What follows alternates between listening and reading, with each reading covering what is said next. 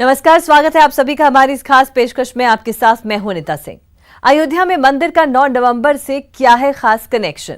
30 साल बाद मंदिर निर्माण का सपना कैसे हुआ साकार? आज हम इस खास शो में समझेंगे शिलान्यास से सृजन तक का सफर कैसा रहा।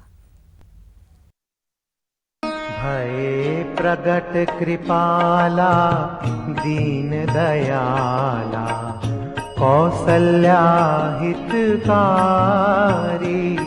जी हाँ, तब हर्षित माँ कौशल्या थी।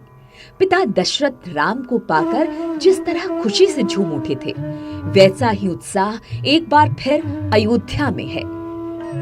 करुणा सुख सागर सब गुण आगर, जेहि गावहि श्रुति संता, सो मम हित लागी जन अनुरागी। भयउ प्रगट श्रीकंता,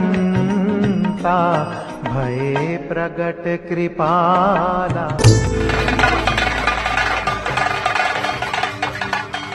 मानो एक बार फिर राम प्रकट भय, एक बार फिर राम अयोध्या लौटे हैं और प्रजा उनके आने की खबर सुनकर जश्न मना रही है।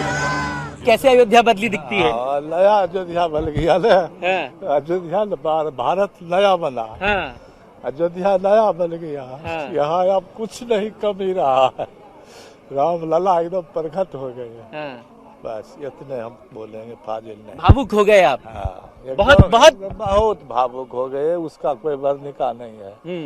इतना आनंद हो गया है अयोध्या वासी, भारत के वासी पूरा आनंद हो गया, पूरी दुनिया में आनंद। दशकों से लंबे संघर्ष के बाद राम मंदिर बनने का रास्ता साफ हुआ है। सैकड़ों साल पुराने अयोध्या विवाद पर सुप्रीम कोर्ट के फैसले ने हिंदू पक्ष को खुशियों से भर दिया है। जब जब भगवान श्री राम प्रकट हुए, तब तब अयोध्या वासियों ने कहा, श्री राम तुम्हारी जय हो।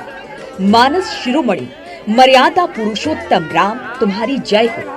वंचित, शोषित, दमित, दलित को भी ना भय हो।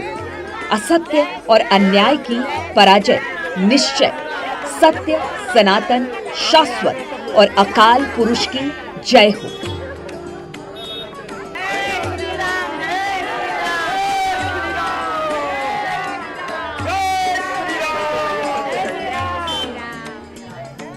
सकल संसार में रघुवर ऐसी छवि तुम्हारी, सहज सरल स्वभाव तुम्हारा।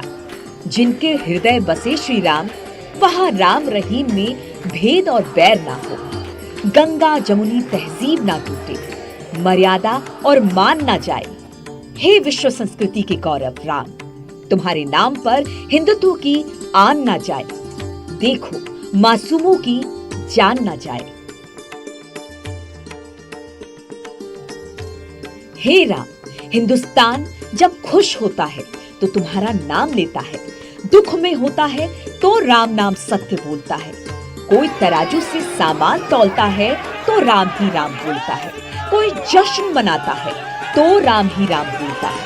सुबह से लेकर शाम तक ना जाने कितनी बार आप लोगों की जुबान पर होते हो, लेकिन 5 सदी पहले आपके जन्म स्थान को लेकर एक ऐसा विवाद शुरू हुआ जिसका अंत अब हुआ है। कहते हैं 1528 से 29 में बाबर ने राम मंदिर तोड़कर मस्जिद बनवा दिया था।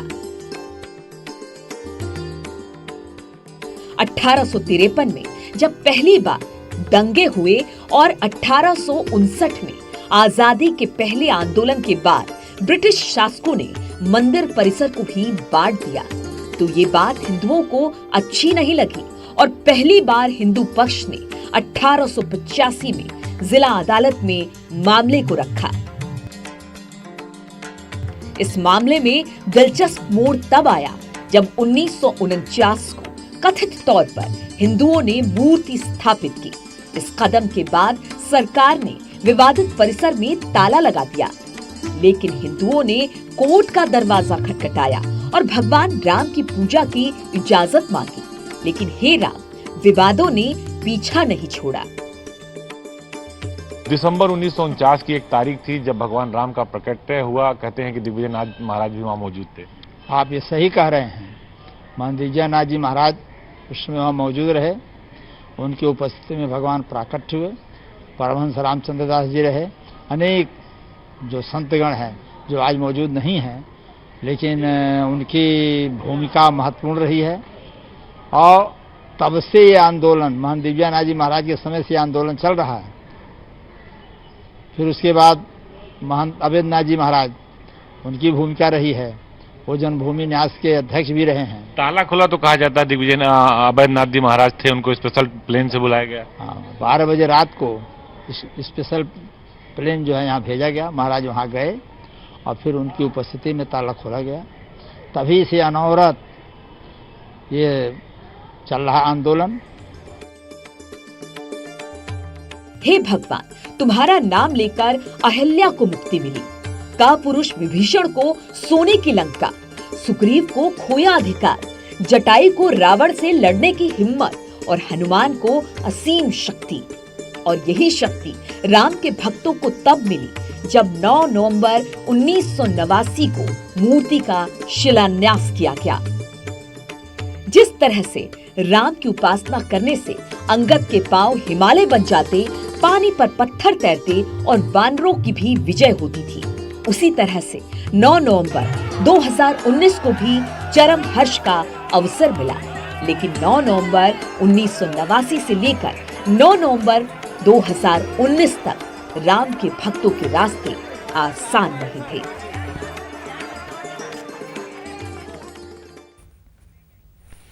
नौ नवंबर 1989 से लेकर 9 नवंबर 2019 तक, यानी अयोध्या में राम मूर्ति शिलान्यास से लेकर मंदिर बनाने के फैसले तक रास्ते आसान नहीं थे। एक और जहां मंदिर के शिलान्यास के बाद सितंबर 1990 में अयोध्या में राम जन्मभूमि कार्यशाला में भव्य मंदिर निर्माण की तैयारियां शुरू हो गईं, तो दूसरी ओर कोर्ट से लेकर सड़क तक बहुत सी लड़ाइयां लड़ी गई। तब जाकर अयोध्या में राम मंदिर बनाने का रास्ता साफ हुआ।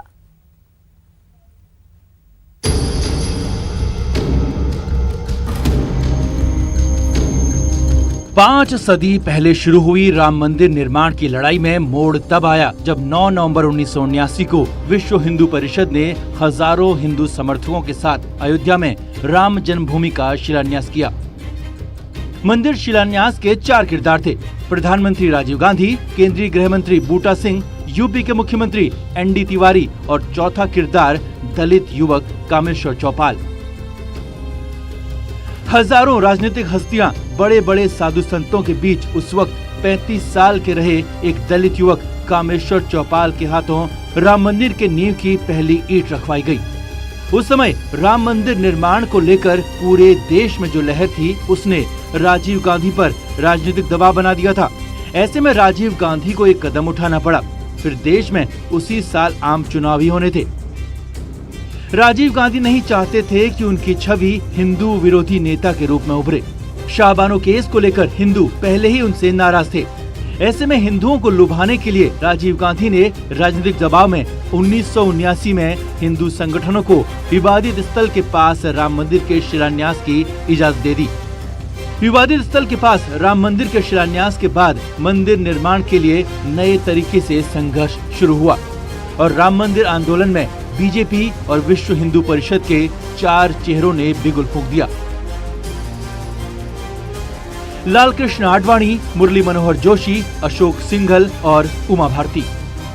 कल्याण सिंह, विनय कटियार, बाला साहेब ठाकरे उन चेहरों में से एक थे जिन्होंने आंदोलन में जान फूंक दी। तब पीवी नरसिंह राव भारत के प्रधानमंत्री थे और कहा जाता है कि उन्होंने भी मौन साध कर अपना किरदार बखूबी निभाया। 25 सितंबर 1990 को आडवाणी की रथ यात्रा बिहार में रोक दी गई और आडवाणी को गिरफ्तार कर लिया गया। इस कांड से हिंदू मानस को चोट पहुंची और फिर 30 अक्टूबर 1990 को अयोध्या में पहली बार कार सेवा हुई और गोलीकांड भी। गोलीकांड के बाद हिंदू आक्रोशित हो गए और 4 अप्रैल 1991 को तत्कालीन सीएम मुलायम सिंह और केंद्र सरकार के खिलाफ मोर्चा खोल दिया। दिल्ली के बोट क्लब में हजारों की संख्या में देश भर से राम भक्त जुट गए। कोई महाराष्ट्र से आया था, कोई केरल से, और इस तरह से राम भक्तों की छोटी छोटी टोलियों में लाखों लोग दिल्ली में जमा हो गए थे। न कोई पार्टी है, न कोई नेता है, इनकी प्रेरणा है प्रभु रामचंद्र की भक्ति। वीएचपी, बीजेपी और हिंदू संगठनों का आजादी के बाद से दिल्ली में ये सबसे बड़ी रैली थी। मंच पर अटल बिहारी वाजपेयी मौजूद थे, आडवाणी भी जोश में थे और लाखों राम भक्त राम मंदिर बनाने को लेकर काफी उत्साह में थे। संक्रमण काल पर पहुंच गए। मुलायम सिंह के इस क्रूर फैसले के बाद हिंदूवादी संगठनों ने मोर्चा खोल दिया। इस रैली में देश भर के हिंदू संगठन शामिल हुए थे और राम भक्तों की हुंकार के बाद 4 अप्रैल 1991 को तत्कालीन मुख्यमंत्री मुलायम सिंह यादव को इस्तीफा देना पड़ा और फिर कल्याण सिंह की सरकार आई। कल्याण सिंह राम मंदिर को लेकर काफी गंभीर थे। सरकार बनते ही वो मंदिर के लिए जमीन अधिग्रहण करने की सोचने लगे, लेकिन जमीन अधिग्रहण के पेपर पर कोई साइन करने को तैयार नहीं था। कल्याण सिंह जी पूछने लगे कि भाई ये फाइल है, ये भूमि अधिग्रहण का ये पेपर है, इस पर कौन करेगा दस्तखत, कौन करेगा दस्तखत। लालजी टंडन वरिष्ठ मंत्रियों में से लालजी टंडन जी ने कहा कि ये तो राष्ट्रीय महत्व का प्रश्न है, इस पर मुख्यमंत्री के सिग्नेचर होने चाहिए, कल्याण सिंह जी के सिग्नेचर होने चाहिए। कल्याण सिंह जी फिर भी पेपर घुमा के, फाइल घुमा के कहने लगे कि बताओ भाई कौन दस्तखत करेगा, कौन दस्तखत करेगा। जब मैंने देखा कि कोई तैयार नहीं है मंत्रियों में दस्तखत करने को, कल्याण सिंह सहित, तो मैंने उनसे कहा मैं करूँगा दस्तखत, और मैंने दस्तखत किए और मैं खुश हूँ, बहुत खुश हूँ। भगवान रामचंद्र जी के मंदिर बनने की शुरुआत उस रात्र की 20 अक्टूबर की रात्रि से हुई। 30-31 अक्टूबर 1992 को विश्व हिंदू परिषद की धर्म संसद में कार सेवा की घोषणा हुई। इसके बाद नवंबर 1992 में यूपी के तत्कालीन मुख्यमंत्री कल्याण सिंह ने अदालत में मस्जिद की हिफाजत करने का हलफनामा दिया। लेकिन 6 दिसंबर से एक दिन पहले लखनऊ में पूर्व प्रधानमंत्री अटल बिहारी वाजपेयी ने जो कुछ कहा उससे भी कई अर्थ निकलते चले गए। पत्थर निकले, उन पर तो कोई नहीं बैठ सकता, तो जमीन को समतल करना पड़ेगा, बैठने लायक बनाना पड़ेगा। 6 दिसंबर 1992 की सुबह कार सेवक बेताब थे। अयोध्या में चप्पे चप्पे पर सुरक्षा कर्मी तैनात थे। पूरी तैयारी है, पूरी व्यवस्था बनी हुई है, लोगों में उत्साह है और कुछ होने की आशंका संभव नहीं, सब ठीक हो जाएगा। आपको अंदाज कुछ है? आपको कुछ अंदाज है? शांत व्यवस्था बनी रहेगी। लेकिन कार सेवकों की प्लानिंग कुछ और ही थी। उत्साही कार सेवकों ने 6 दिसंबर 1992 को विवादित ढांचे को गिरा दिया और अस्थायी राम मंदिर भी बना दिया। इसके बाद देश में जगह जगह सांप्रदायिक दंगे हुए।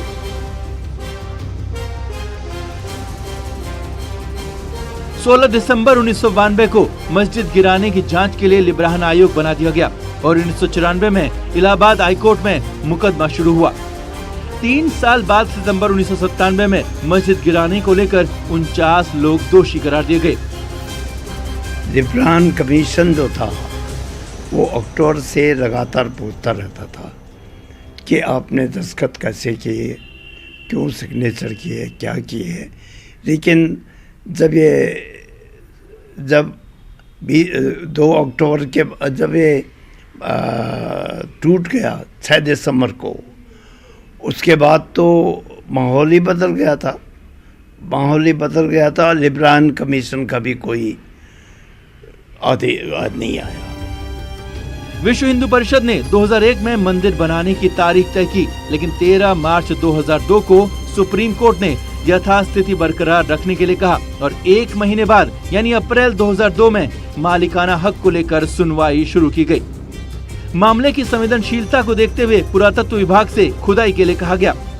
मार्च से अगस्त के बीच पुरातत्व विभाग ने विवादित स्थल के नीचे खुदाई की। खुदाई में विवादित स्थल के नीचे मंदिर होने के प्रमाण मिले, लेकिन अवशेषों का अध्ययन होना बाकी था। इधर पुरातत्व विभाग अध्ययन में लगा था। उधर मई 2003 में सीबीआई ने आडवाणी समेत 8 लोगों के खिलाफ आरोप पत्र दाखिल कर लिया। इस बीच मंदिर विवाद को सुलझाने के लिए बातचीत का दौर भी चल रहा था। आपसी रजामंदी से मंदिर निर्माण के प्रयास हो रहे थे। शंकराचार्य ने मध्यस्थता का प्रयास किया, लेकिन कोशिश बेकार हो गई और 2004 में बीजेपी सत्ता से बाहर हो गई। Bureau report, news 18। 2005 में लालकृष्ण आडवाणी को कई बार कोर्ट के चक्कर लगाने पड़े। साल 2006 में लिब्राहन आयोग ने अपनी रिपोर्ट दे दी, जिसमें साजिश की बात कही गई थी। चूंकि बीजेपी की सरकार नहीं थी, इसलिए ये थोड़ा मंद पड़ गया, लेकिन कोर्ट में मामला चल रहा था और साल 2010 में इलाहाबाद हाई कोर्ट ने फैसला दे दिया।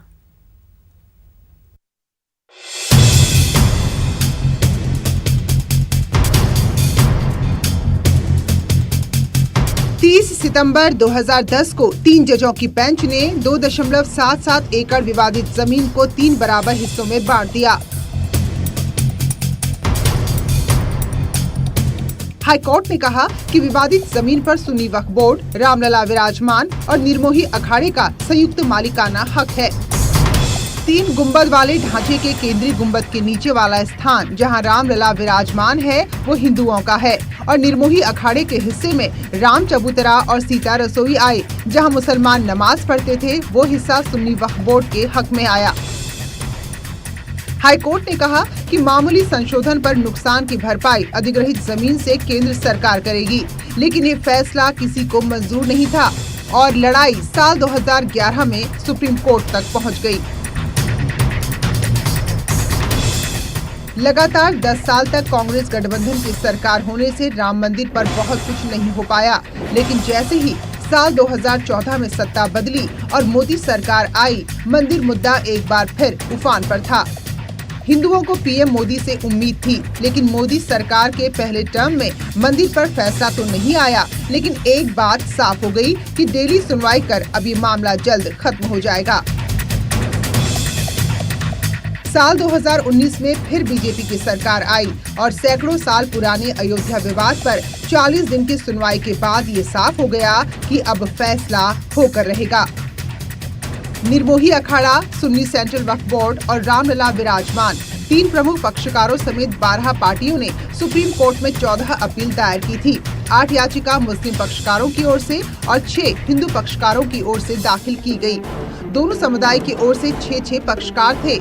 सुप्रीम कोर्ट ने सुब्रमण्यम स्वामी, वसीम रिजवी समेत 32 याचिकाओं को खारिज कर दिया था। 17 नवंबर को चीफ जस्टिस ऑफ इंडिया को रिटायर होना है, इसलिए अनुमान था कि 17 नवंबर से पहले ही फैसला आ जाएगा, लेकिन अचानक 8 नवंबर को खबर आई कि अगले दिन यानी 9 नवंबर 2019 को सुप्रीम कोर्ट फैसला सुनाएगा। फिर क्या था, देश के आम नेता से प्रधानमंत्री मोदी तक ने लोगों से धैर्य बनाकर फैसले को स्वीकार करने की अपील की। हिंदुस्तान को प्यार करने वाला हर शख्स आपसी भाईचारे का संदेश देने लगा और फिर आई फैसले की घड़ी।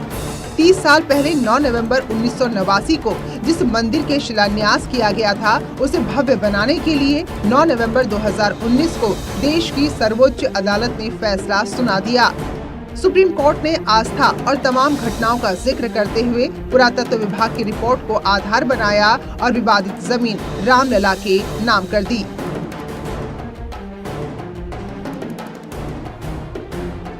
सुप्रीम कोर्ट ने 2.77 एकड़ जमीन रामलला विराजमान को दे दी, साथ ही सुन्नी वक्फ बोर्ड और निर्मोही अखाड़े के दावों को खारिज कर दिया।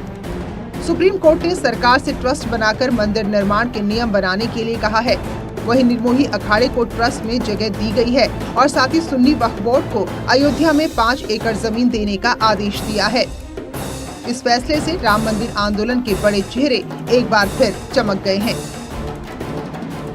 दिव्य निष्पक्ष फैसले का सारे देश के सभी समुदाय ने मिलकर के स्वागत किया है और इससे इस राष्ट्र की महानता समझ में आई है कि इस राष्ट्र की एक महान आत्मा है और सभी धर्मों के लोग इसी प्रकार की महानता का भाव रखते हैं, सहिष्णुता का। इससे आज साबित हुआ और कोर्ट ने एक निष्पक्ष किंतु एक दिव्य निर्णय दिया है मैं तो आडवाणी जी के घर में उनको मत्था टेकने आई हूँ, क्योंकि आडवाणी जी ही वो व्यक्ति थे जिनने सूडो सेकुलरिज्म को चैलेंज किया था और उसके लिए अयोध्या एक बहुत बड़ा उदाहरण बनी थी। राम मंदिर आंदोलन के 4 किरदारों में से एक मुरली मनोहर जोशी ने भी इस फैसले पर खुशी जताई है। सुप्रीम कोर्ट ने देश के सामने अपना निर्णय सुनाया है। ये निर्णय सबको सम्मान के साथ स्वीकार करना चाहिए और इसके साथ ये प्रयत्न होना चाहिए कि इस आदेश की, इस निर्णय की दृष्टि जो जिस तरफ है उसका भी पालन ठीक से किया जाना चाहिए। इस फैसले के बाद अयोध्या वासी काफी खुश हैं। उन्हें उम्मीद है कि अब जल्द ही मंदिर बन जाएगा। मंगल मूर्ति मारुति नंदन सकल मंगल मूल निकंदन। श्री हनुमान जी की जो मूर्ति है हृदय में धारण करने से जितने अमंगल है वो सबों का नाश हो जाता है और मंगल हो जाता है। तो अभी मंगल हुआ है, अमंगल का नाश हो गया। क्या माता जी कहाँ से आई हैं? बिहार से आई हैं। दर्शन हो गया? बहुत दिनों बाद। बहुत खुश। 1990 में राम मंदिर के लिए बनी कार्यशाला में भी काम जोरों पर है। बताया जा रहा है कि 1/3 काम तो पूरा भी हो चुका है। अब फैसले के बाद कार्यशाला के लोगों में भी उत्साह है। तो अब जो अयोध्या में मंदिर बनने का रास्ता साफ हुआ है। मंदिर जो बनेगा उसका स्वरूप आपके सामने है। यही इसी मॉडल के हिसाब से मंदिर को आकार दिया जाएगा, मूर्त रूप दिया जाएगा। ये बाकायदा पूजन के द्वारा 1989 में यहां रखा गया था इस मॉडल को और तब से इंतजार था। यहां 29 साल से इस कार्यशाला में ये जो राम जन्मभूमि न्यास है उस कार्यशाला में पत्थरों को तराशने का काम चलता रहा था। जो इसके चारों तरफ पत्थरों की ढेर लगे हुए हैं और तराशे गए पत्थर हैं और कैसे उनको तराशा गया है वो भी देख लीजिए आप। जो मंदिर बनेगा उसका स्वरूप क्या होगा, ये एक प्रवेश द्वार उसके नमूने के तौर पर यहां उसको रख दिया गया है। ये इसी को उठाकर वहां लगाया जाएगा। ये वही प्रवेश द्वार है जो वाकई जब मंदिर बनेगा अपने भव्य रूप में तो उसका प्रवेश द्वार होगा। ये जरा देखिए। और इसी सभी पक्षों को हटाकर केवल श्री राम जन्मभूमि न्यास को ही ये देखरेख की जिम्मेदारी कहे तो दी गई है। सुप्रीम कोर्ट के फैसले से पूरा हिंदुस्तान खुश है। सुन्नी वक्फ बोर्ड के कुछ सवाल हैं, लेकिन देश में सौहार्द का माहौल है। अब इंतजार है कि ट्रस्ट जल्द से जल्द मंदिर निर्माण की तारीख बताए, जिससे हिंदू अपने आराध्य भगवान श्री राम का दर्शन मंदिर में कर सकें। Bureau report, news 18। और हमारी इस खास पेशकश में फिलहाल के लिए इतना ही। दीजिए इजाजत। आप देखते रहिए न्यूज़ 18 राजस्थान।